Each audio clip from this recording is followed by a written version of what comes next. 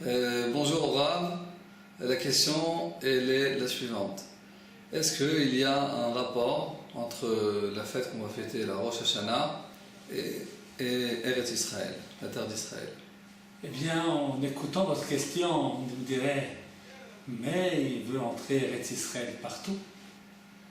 Bien, la réponse est d'abord très simple. HaKadosh Baruch Hu est le maître du monde entier. Et Rosh Hashanah est une fête universelle.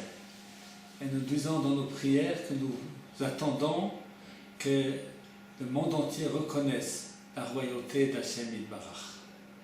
Mais cette fête, c'est dit aussi Bekesel Yom Chageinu. C'est-à-dire que c'est une fête cachée.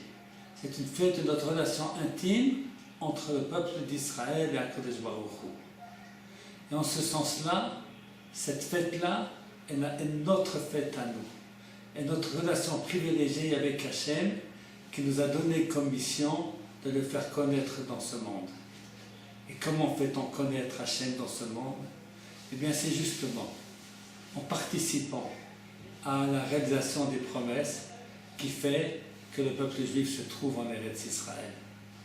Malchut Hachem, Hachem Melech, il est le roi. Si un Israël réussit à vivre en Israël malgré toutes les difficultés. Et c'est ainsi que Rosh Hashanah, comme vous l'avez suggéré, et Eretz Israël sont intimement liés. Parce que lorsque nous sommes en exil, eh bien, c'est aussi la Shrina, la présence divine qui se trouve en exil.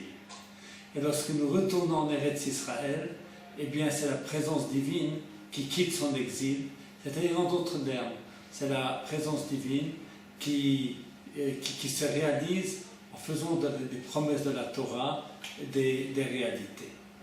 Bien entendu, tout cela est lié à l'acceptation très profonde, très interne, très intime de notre relation avec Hachem, de notre sentiment très profond que c'est lui qui dirige le monde, et puis nous souhaitons ce jour-là de nous associer à cette œuvre magnifique, de faire connaître le nom d'Hachem dans le monde entier pour contribuer à ce que notre monde devienne un monde avec un peu moins de crimes, avec un peu moins d'horreur, un peu plus d'amour et un peu plus de compréhension des uns avec les autres, et que le shalom que nous espérons tous pour le peuple d'Israël, pour la terre d'Israël, devienne aussi le shalom du monde tout entier. Et je souhaite donc à tous nos lecteurs, à tous nos auditeurs, c'est plus exact, Ktiva de Khatima Tova, que cette année soit pour tous source de bénédiction, de réussir dans l'éducation des enfants, qu'ils soient tous et en bonne santé et dans la voie de la Torah.